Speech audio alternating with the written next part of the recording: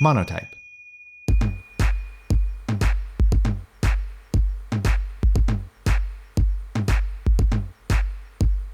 Welcome to Creative Characters from Monotype, the show where we meet the people working at the intersection of type and everyday life. I'm your host, Graham, and today I'm speaking with Trevor Jackson.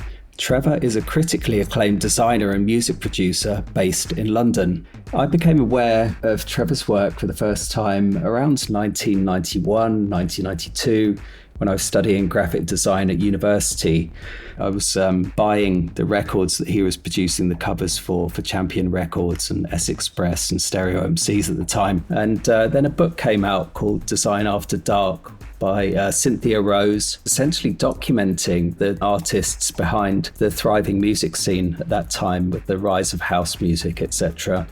And I remember buying the book and then kind of making this connection between these record covers that I was drawn to and the work of this designer, Trevor Jackson. And I've been a fan of his work ever since. So it's a great pleasure to kind of meet him later on. And ultimately in the conversation, I was really interested in Trevor's creative process. We talk about it at length in the episode.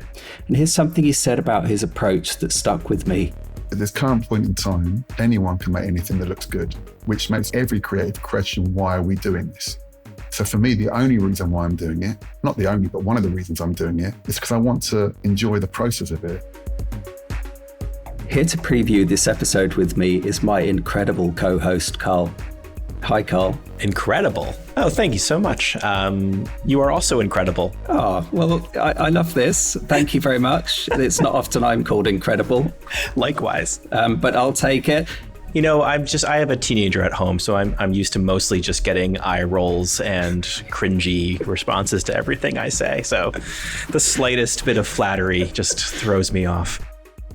So Graham, we usually do these interviews remotely, but as it happens, Trevor's studio is right down the road from our office in Shoreditch. So you got to leave the office, walk down the street, and interview him in person. Why don't you tell us a bit about his studio, because it sounds pretty cool. It was incredibly cool.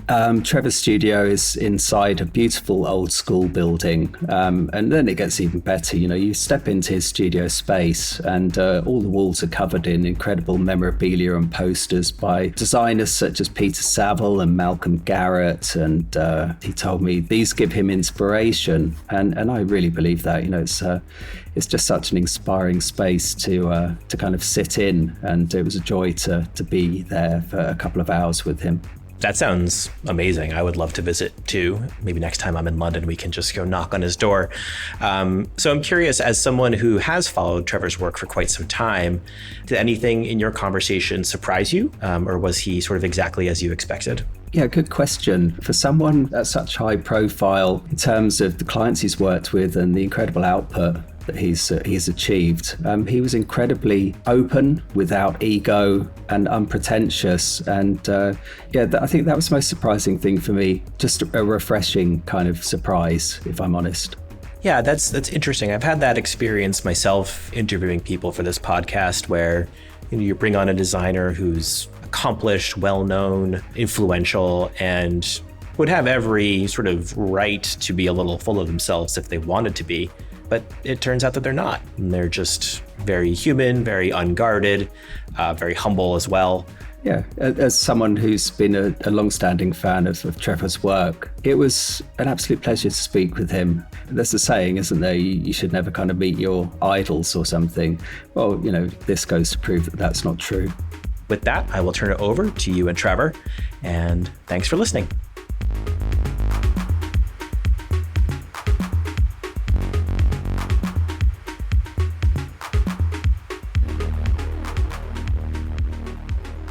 Welcome to the Creative Characters podcast. I'm your host, Graham, and today we're honoured to have British designer, music producer and artist Trevor Jackson with us.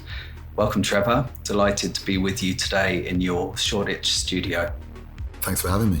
For the listeners who can't see the surroundings, I'm surrounded by an amazing array of ephemera and posters from Grace Jones to the Buzzcocks to Peter Saville New Order, all on the walls here.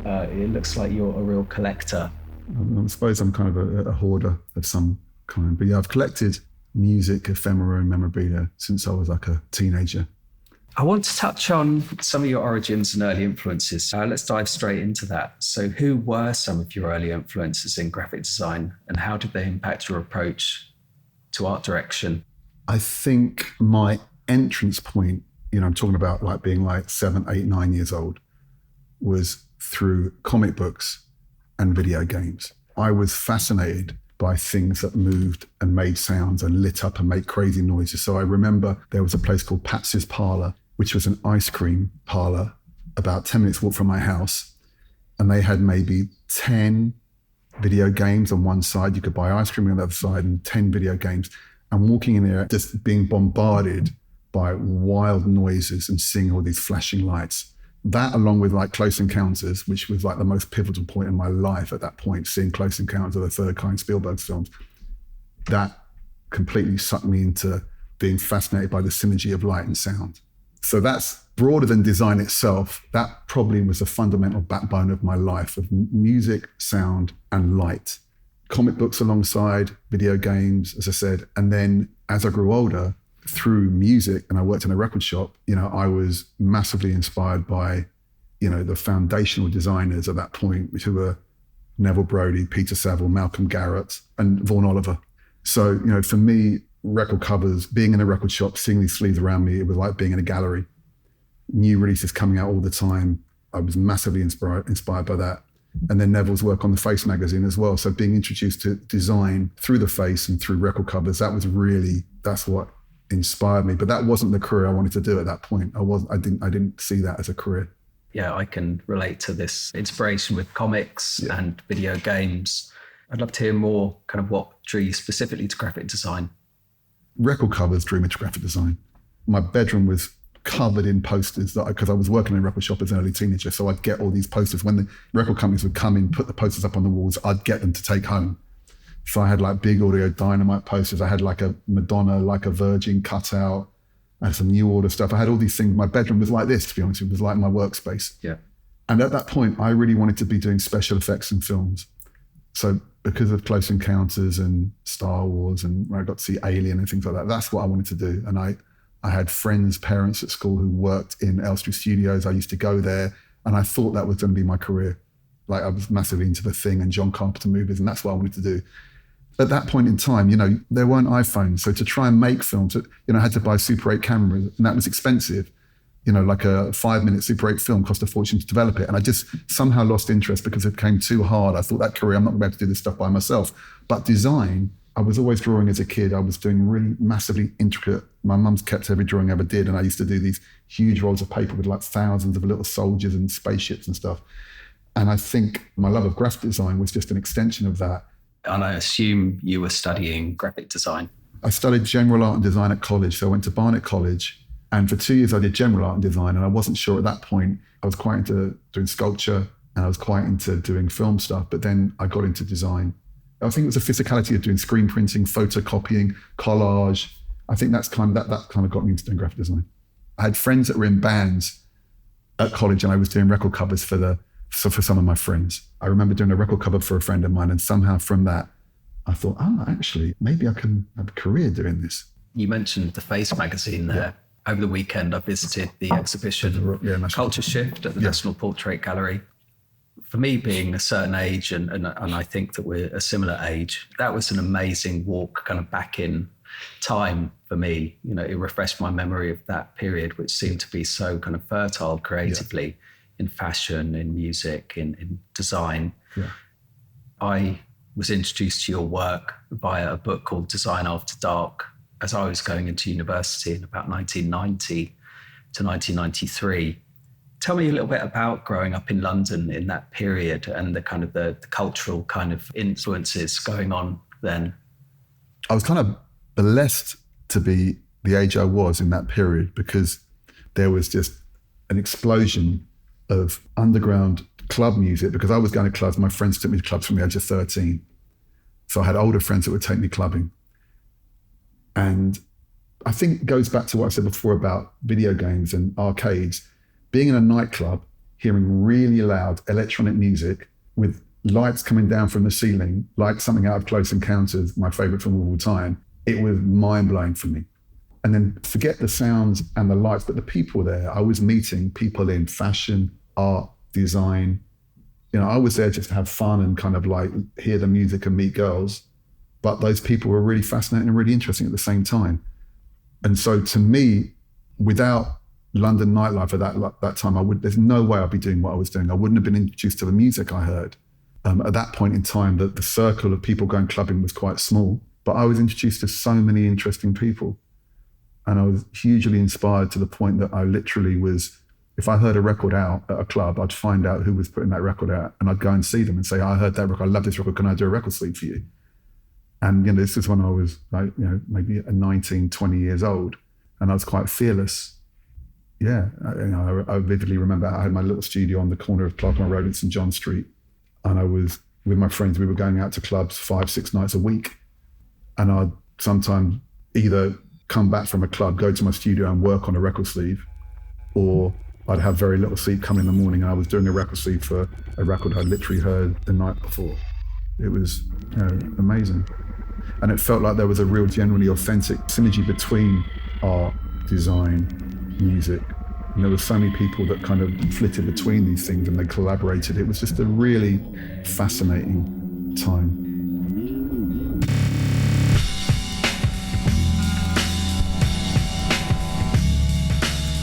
I had zero interest in earning any money whatsoever. That was never a goal for me. I wanted to do things that had an impact, but only to the people I cared about, my peers. I was never interested in being popular or being liked. You know, there were people I looked up to and they were all slightly older than me, so I always felt a little bit like felt like the underdog. Yeah, I consciously never wanted to be part of any particular scene, and I carved my own kind of space in things. That's kind of how I did it. And this kind of being in it for not the money led to some of your first opportunities, I think. So yeah. I read you started designing record covers for Champion Records, essentially by meeting someone in a club. The same with your first break with S Express and Mark Moore at the WAG. I think Mark Moore, like, he stopped playing. I said, Mark, I heard you got a record coming out. I really want to do a cover for it. And he said, sure, just come in and show me some work. So I went in there the next night with my portfolio, sat there in a booth with him, took him through stuff. And he's like, yeah, it's great, let's do something. And that record went on to be a #1 record, so it's pretty mad. Neville was a massive inspiration to me. And a lot of Neville's early work is very illustrative, you know, the stuff he did for Fetish Records, which I love. And then I was very fortunate I got to meet Neville. I think I just wrote him a letter and he kind of took me under his arm a little bit. And I used to go and visit him in his studio, and he used to be on Liverpool Road. And when I had like someone like Neville, my hero, supporting me, I was like, I must be pretty good if he likes my work.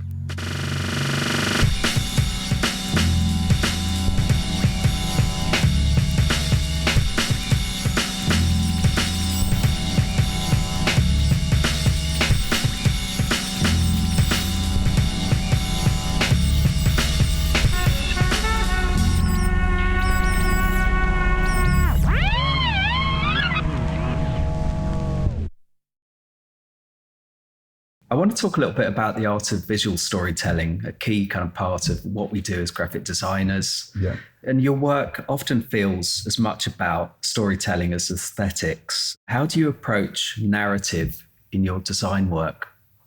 I don't necessarily approach it like that, but my main thing is I have no interest in making something that just looks good. You know, because so much of what I do is fundamentally based around music, and it's a collaborative process for me. So I get deep into the music and I try and get a close relationship with the person who made the music, understand where they're coming from. And as much as I don't want my work to be about me, I don't have like a design ego as such. I do want to tell a story somehow. I want to be able to kind of make a statement with what I'm doing. Not necessarily obviously, but just because if someone does ask me, and I never get asked, well, why did you do that? Because I actually have every single element there is there for a specific reason. You know, that's really important to me. I want to do something that's impactful. I like to do things that are probably quite simple and direct, but they've got more meaning behind them. That's kind of what I try to do. I think you can clearly see that in lots of your current work as well, that kind of form follows function aesthetic approach? I don't have like a house style, because that was something when I very first started, I had a very distinct style when I was working on record sleeves for early house and hip hop records. And that hindered my progress because I realized I couldn't branch out of what I was doing. I was getting pigeonholed in a way. So I made an effort to try to make sure that I didn't repeat myself. I spoke about my influences, like when it came to Malcolm Garrett and Neville specifically, you could see a Neville Brody sleeve when you saw it. And I didn't want people to see my work and say, oh, Trevor Jackson did that. I wanted someone to see that's a great sleeve for whoever, but my own personality didn't in any way overpower the artist. And that was also something I had to do because at the time I was both making music, producing music, and designing for people. So if you imagine, if you're a musician and another musician comes to you and say, I'm going to design your record cover, they'd be a bit like, this is a little bit strange. I mean, you make music. So I kind of consciously put myself in the background so the design spoke more. There's 2 points I want to kind of touch on. One is about not wanting to kind of repeat yourself in your work. I'd love to hear more about that. And the second one is about a previous interview I heard where you talked about taking the long way round to achieve a result. I'd love to hear about those two things. So one is the reinvention each time. Why do that rather than kind of go along a familiar path? And the second one is, what do you actually get out of taking the long way round or the difficult approach to achieve an end result? I think that the process of creation is incredibly important to me. At this current point in time, anyone can make anything that looks good, right? Which makes every creative question, why are we doing this? So for me, the only reason why I'm doing it, not the only, but one of the reasons I'm doing it, is because I want to enjoy the process of it.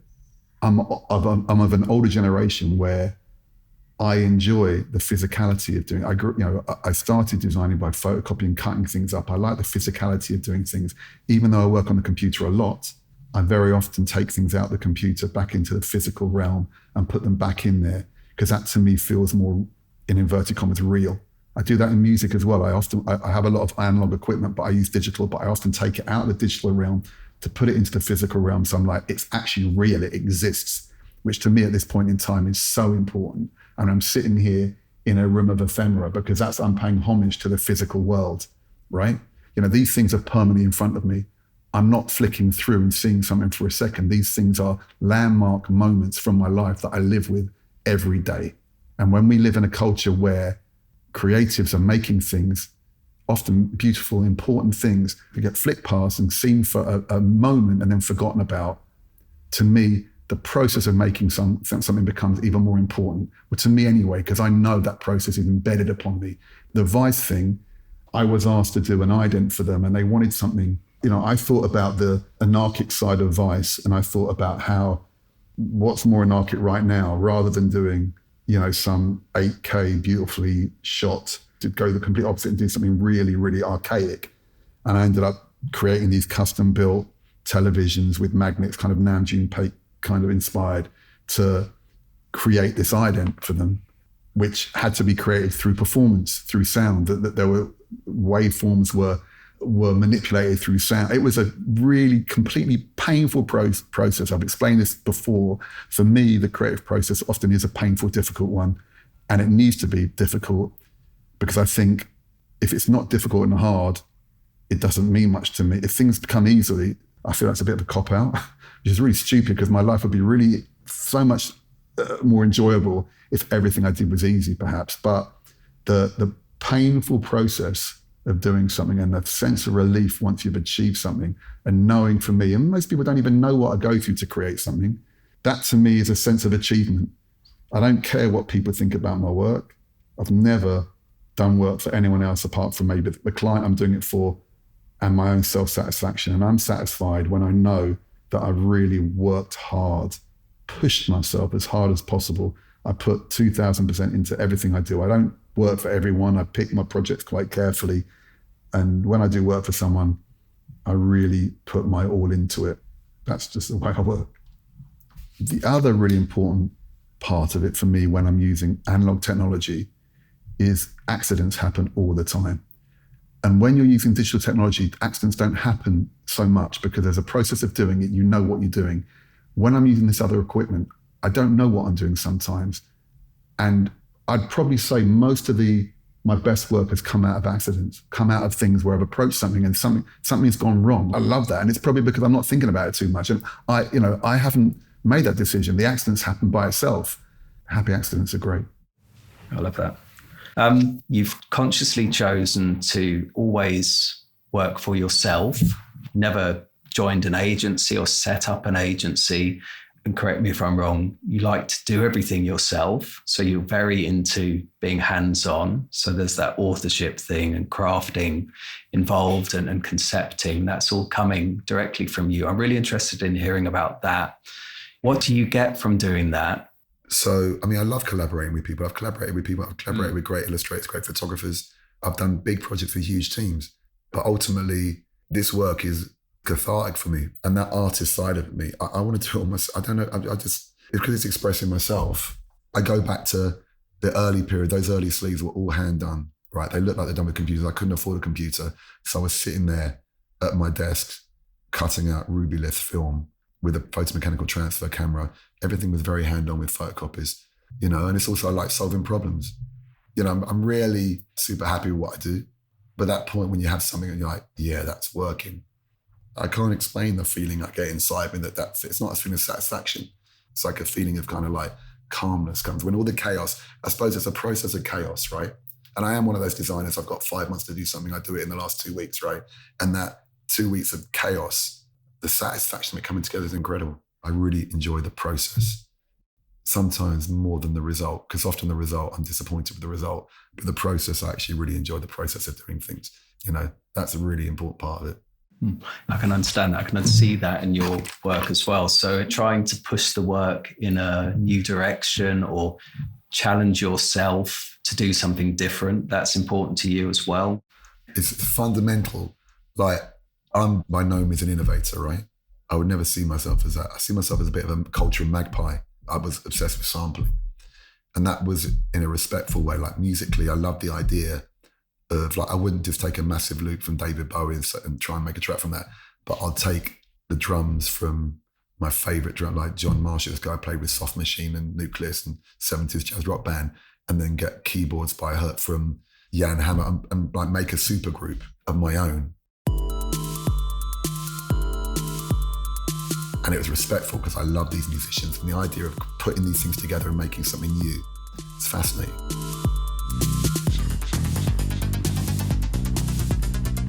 Like, I've got thousands of books, but I'll never sit there with a project going through a book and thinking, I'll take a bit of that and a bit of this. It's like I have this stuff all like around me. It just seeps into things, I've never been directly inspired by anything. But it's really important to me, to try and buck the trend.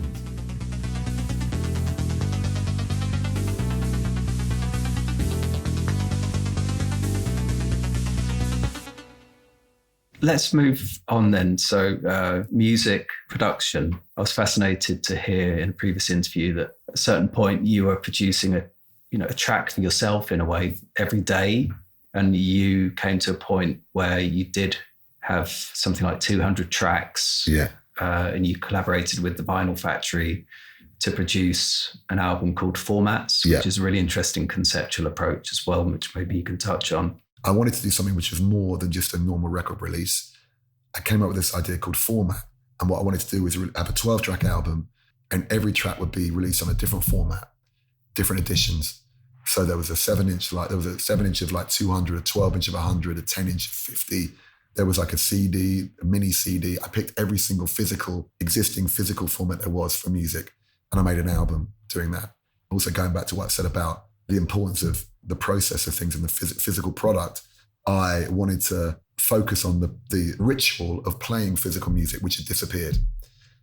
Because I really love taking a record out of a record sleeve. I love the feel of that, hearing the sound of that sleeve, putting it on a record deck, picking up the thing, all that whole process, switching on your amplifier, that whole ritual is part of the beauty of listening to music. And that was disappearing. So I did a short film for each format of showing this process of putting an 8-track in an 8-track machine, pressing play, the sound of that. And I presented the album. No one had heard any tracks. I did an exhibition, a video installation of 12 video screens where people could come down, hear the tracks for the first time, and also buy some of these formats. And that was kind of the idea of doing something in a special way. That was 2014 maybe. But yeah, that was the idea to do that project. It was fantastic. I really loved doing that, being able to present my music in a far more substantial, conceptual way. What's something you've been working on recently that you're particularly excited about?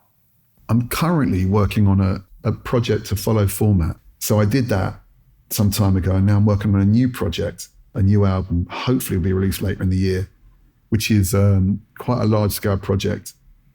I can't say much about it now, but it's going to be very exciting. And that's what I'm most excited about at the moment.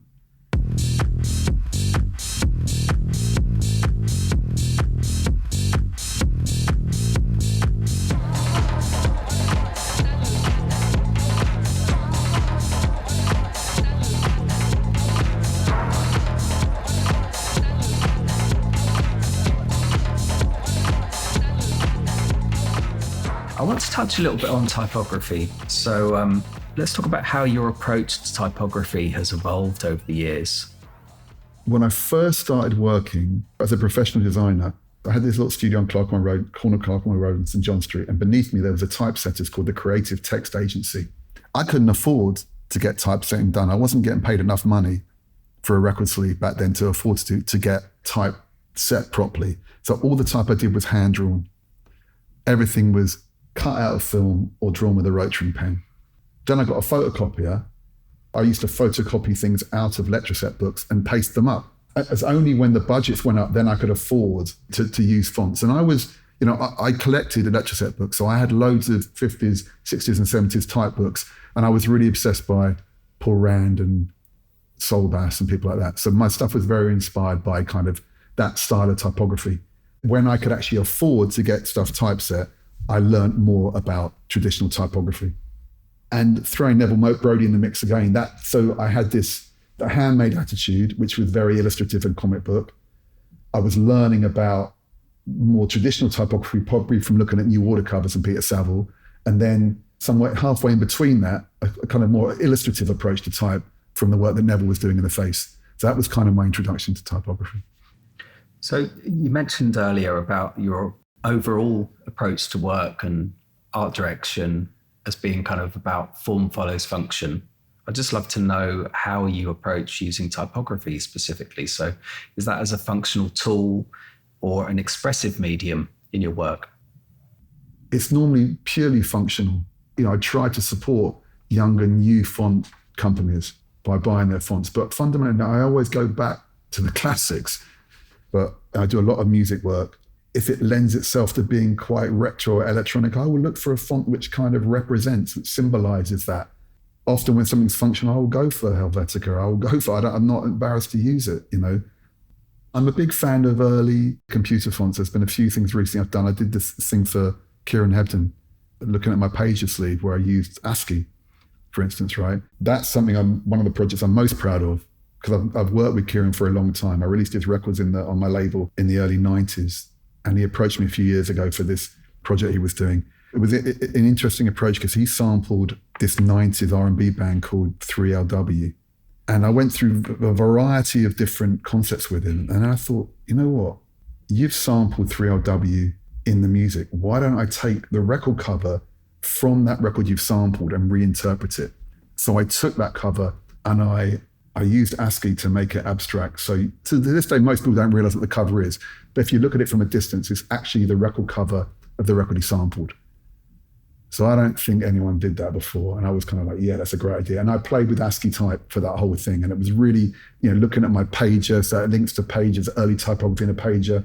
So I try to always link the font I'm using conceptually to the subject matter of the music or the essence of the music. That's what I try to do. You've spoken about the evolution in your work from doing covers for house music and hip hop labels to your work now. I'd like to hear just a little bit more about whether you see that there are distinctive phases in your creative journey and what those were along the way. I have a probably quite a self-destructive streak, and I go through phases in my career where I set something up, it potentially could get quite big, and then I kind of like back out and I do something else. Every time I've got close to really succeeding, I felt quite trapped by it, thinking, if I do this and people like what I'm doing, I'm well known for doing that, I'm going to have to carry on doing that. I know that. I've seen it with so many, you can't, it's so hard if you're at a certain level to change what you're doing. People generally want you to carry on doing the same thing. I think I've consciously done that to myself every decade, been like, okay, this is like with my record label, 10 years, I shut it down. That was at the height of Fortet and LCD Sound System, The Rapture, loads of bands I was working with. I think I could have taken that on to growing the company to be a massive company. I didn't want to do it. I was like, I'm out. When I first doing my design career, that first period, it was growing. I was becoming a face for independent designers working in the dance music industry. I was like, this is too restrictive. I'm out. There's been phases when I've got to a certain point where I've become more popular and I've wanted to back out. And that's been a constant theme throughout my career. And that's mainly because I don't actually like attention.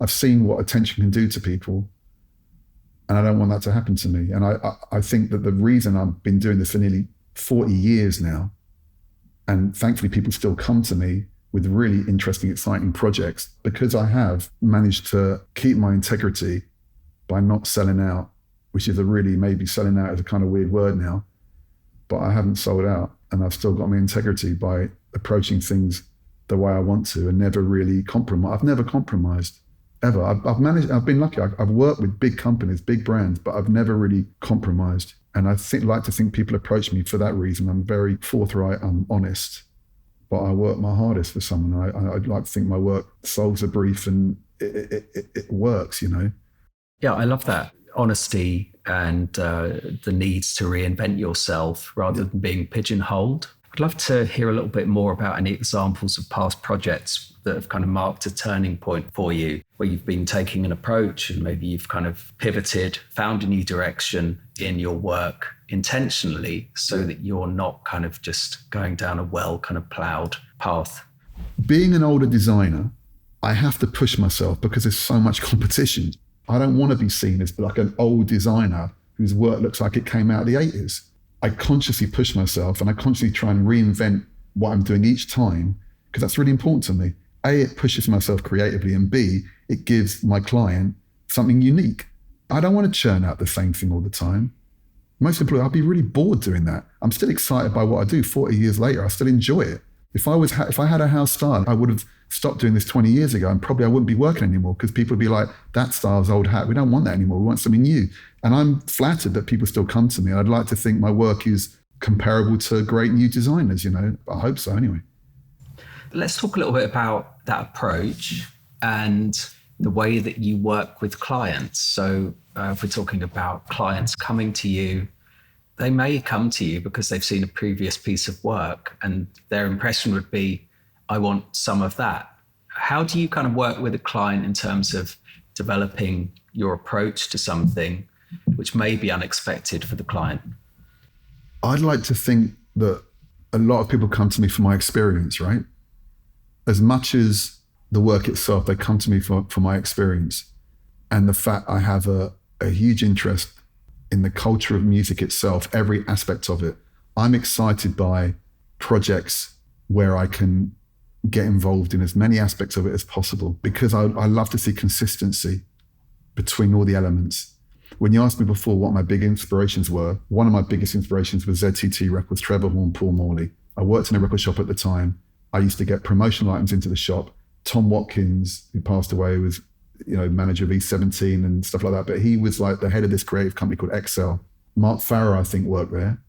And the design work they did across the covers, posters, adverts was just phenomenal. The care and attention to every single aspect, that really impacted on me. When you asked me before, when did I first start getting excited by graphic design, I'd say ZTT fundamentally really pushed that spark in me to think, wow, all these different aspects of things come together to make a whole powerful statement. So when clients approach me, I'd like to think that they can try and get the whole package. And also they know that I really genuinely understand the music. Representing sound with visuals is the most important thing to me. That's what I love to do. That's how I express myself, and that's what fascinates me.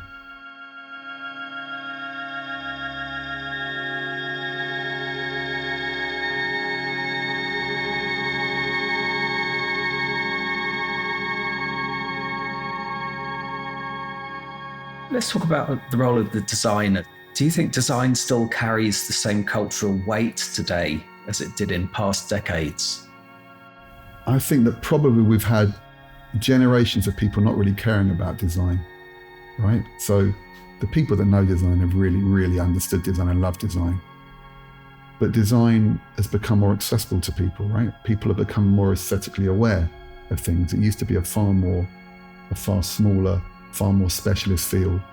But now everyone's a designer in some way, whether people are caring about how their Instagram feed is going to look. So, I mean, it's more popular, but does it have the weight anymore? I don't think anything creatively has the weight it had anymore because of oversaturation and because of accessibility. Anybody can be a DJ, anyone can be a musician, anyone can be a filmmaker. I think it's important that everybody should have access to things, but I think they should be creating for the right reasons. It's a challenge.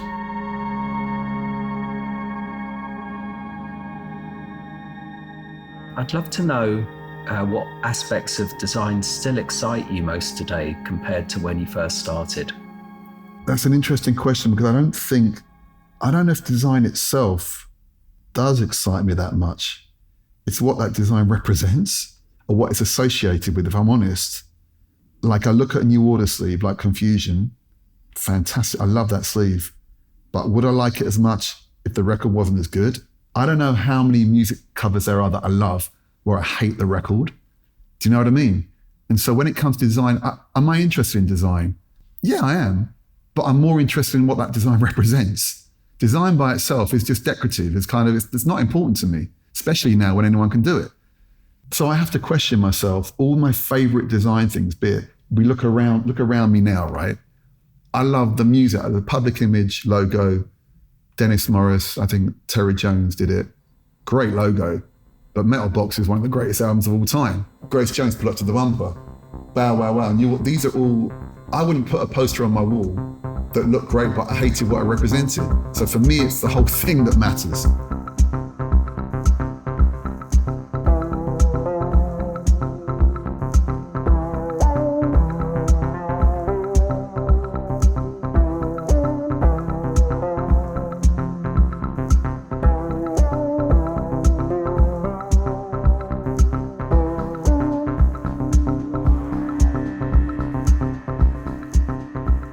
Talk a little bit now about the role of technology in contemporary design. So you were talking about recreating with film and Electroset books. We've moved a long way in technological shifts in design. What excites you or concerns you about current advancements like AI or generative design? I mean, you're talking to someone who's never read an instruction manual for anything. So when it comes to Adobe software, I still use Adobe, I'm one of those older designers that laments freehand not being around anymore. But I probably use 5% of Illustrator and Photoshop because it just does what I need to do. I don't need those extra things. I find my own way to use things. And it's probably the wrong way, but I get the results I want through doing that. I'm not adverse to technology in any way whatsoever. But at the same time, if things become easier, if things become more convenient, they simply don't become as important. And that goes back to what I was saying before about struggling to do things. I truly believe if things are easy to do, they will not have as much resonance in your life. No way whatsoever. So I'm a weirdo. I mean, if I'm creating something, I don't need it to be incredibly difficult, the process of doing it if I'm trying to put a piece of artwork together or something, but I don't need all the bells and whistles. But when it comes to AI, I think if AI is a tool used by creatives, it's great, fine. If you can do things that weren't possible to do before, that's cool. But if you're just going to do something which someone else could have done just to save yourself some money, that's not cool at all, I've done a project recently, the first time using something which is AI, but it's a friend of mine, Simon Foxton, who used to work at The Face and a fashion stylist. He's been creating some really fascinating AI images himself. I don't look at what he's done and think, that's necessarily taken someone's job away from them. I think it's just an extension of his imagination, an imagination that has been built over decades of experience, and he's a highly talented individual.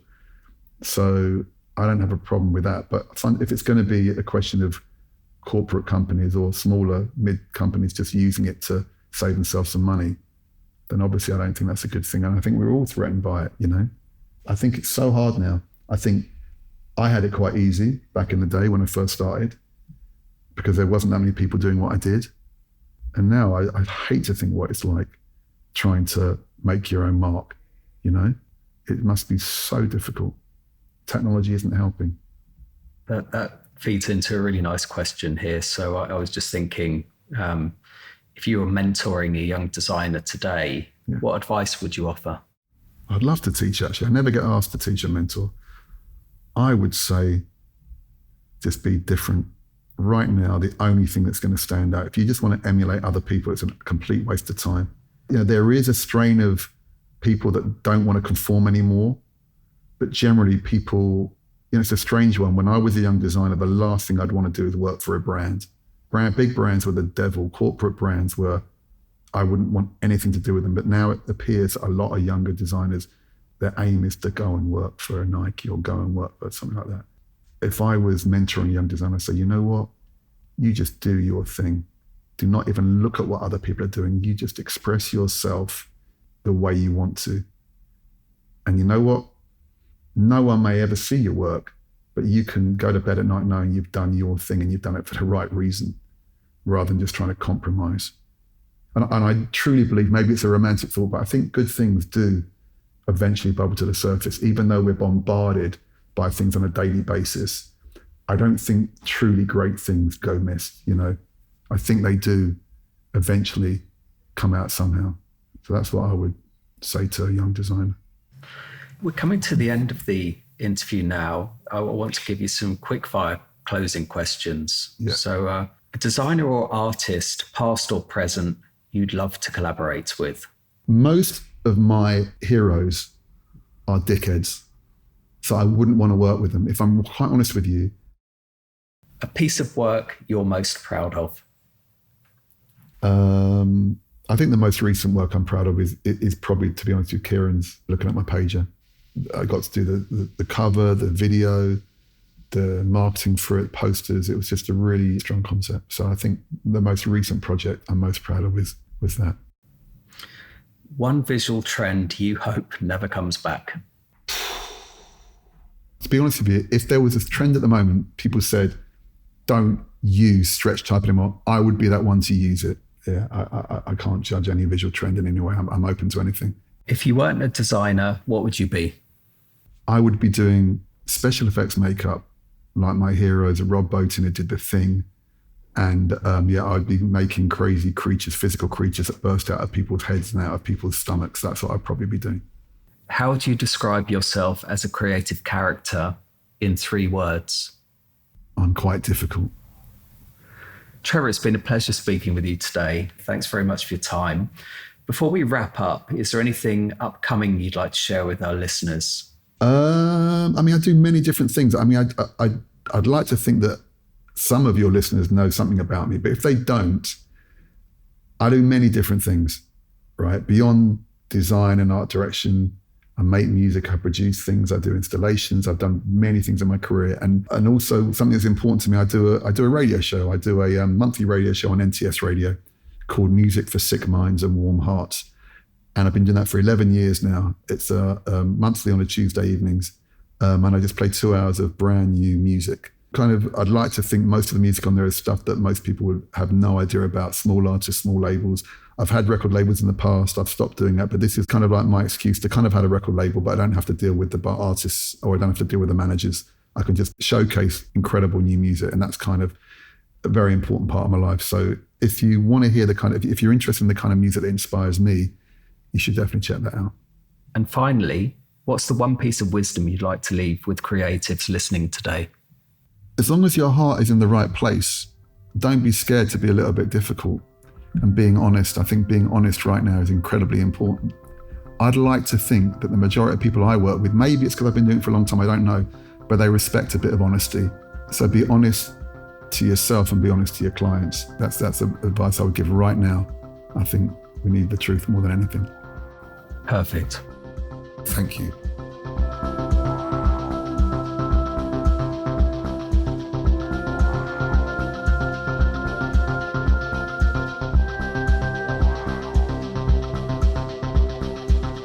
To check out Trevor's portfolio, go to trevor-jackson.com. Thanks for listening. If you like our show, please subscribe, rate us, and share us with a friend. Creative Characters is brought to you by Monotype. It's produced by the incredible Christopher Olin and the amazing Mia Sullivan. The music for this week's podcast was created by Trevor Jackson himself, and a big thank you to him for allowing us to use it. We'll be back in a couple of weeks, so take care.